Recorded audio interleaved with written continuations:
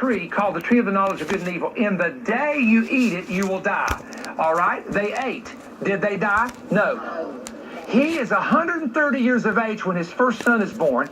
He lives to be 930 years of age. Yeah. Now, was God lying when he said to him, in the day you eat, you will die? No, look at it two ways. Number one, the day he ate, he died spiritually. Yes. Separation came. God no longer came to him in the cool of the day.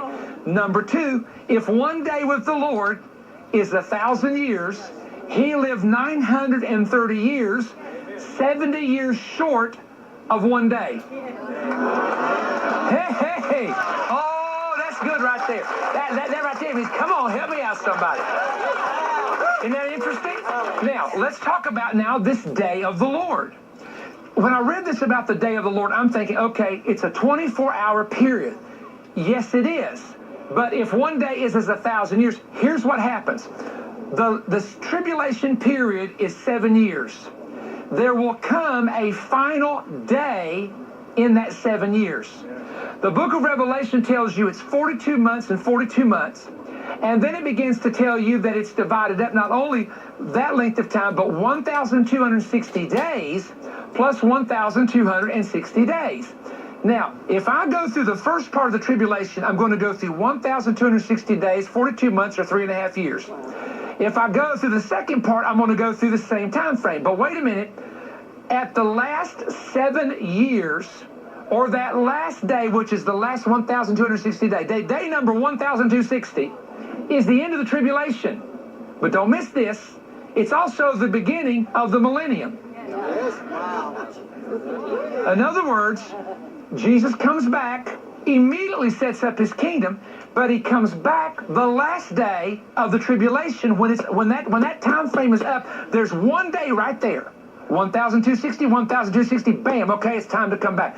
That one day right there is the end of the tribulation, but the beginning of the millennium.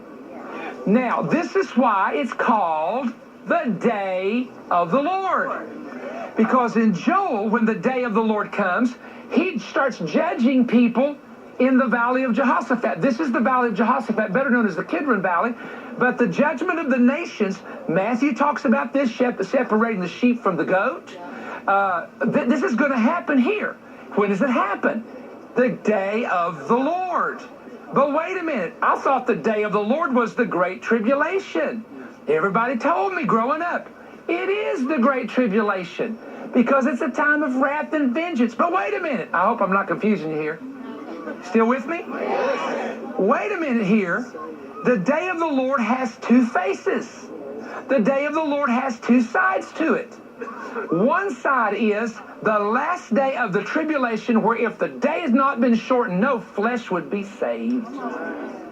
But then the flip side of the day of the Lord is when that day comes, which is the last day of the tribulation, the millennial kingdom comes, and we begin a 1,000-year reign with Christ, which is the day of the Lord. Because one day is 1,000 years. Oh, now you're getting it. Oh, it's a good place to say amen.